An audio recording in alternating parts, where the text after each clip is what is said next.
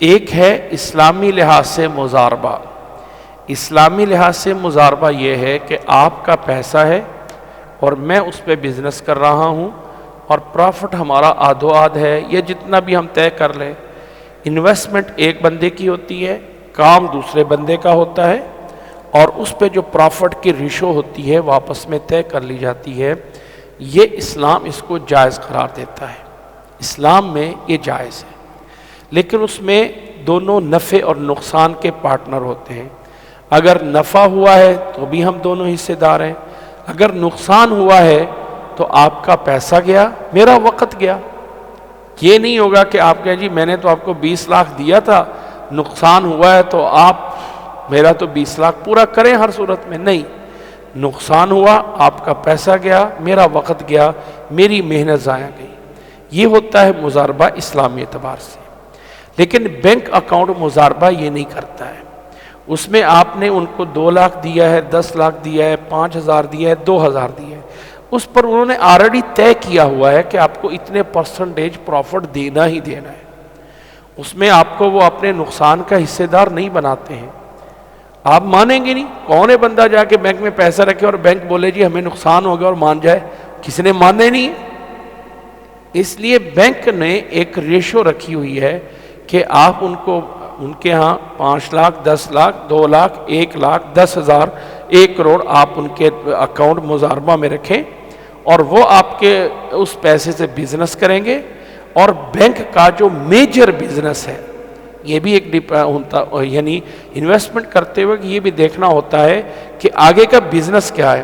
اگر میں اپنی انویسٹمنٹ صحیح طریقے سے لگا رہا ہوں، مطلب میں جائز طریقے سے آپ کے ساتھ پارٹنر بن رہا ہوں کہ یہ میرا 20 لاکھ پیسہ ہے اور میں آپ کے کام میں بزنس میں انویسٹمنٹ کر رہا ہوں، ہم دونوں نفع نقصان کے برابر پارٹنر ہیں، لیکن بزنس کیا ہے؟ شراب کا ہے، تو اسلام کہے گا نہیں یہ حرام ہے، کیونکہ بزنس جو ہے وہ بھی تو ناجائز دیکھنا پڑے گا نا۔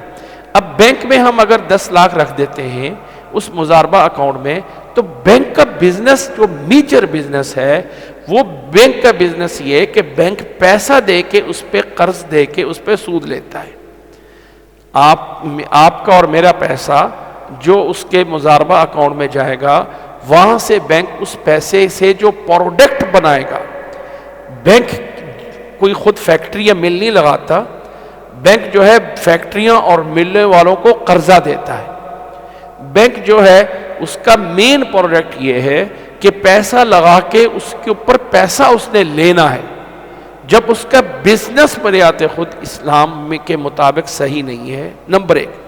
نمبر 2، جو آپ نے اس پہ انویسٹمنٹ کی ہے اس مضاربہ اکاؤنٹ میں، آپ اس کے نقصان کے حصے دار ہے ہی نہیں، اور پھر آپ کو اس نے فکس کر دیا ہے پروفٹ کہ ایک 100 روپے کے پیچھے میں آپ کو 7 روپے دوں گا یا 5 روپے دوں گا یا 2 روپے دوں گا۔ تو جب فکس کر دیا ہے تو یہ بزنس تو نہیں ہے نا، وہ تو آپ کو سود دے رہا ہے۔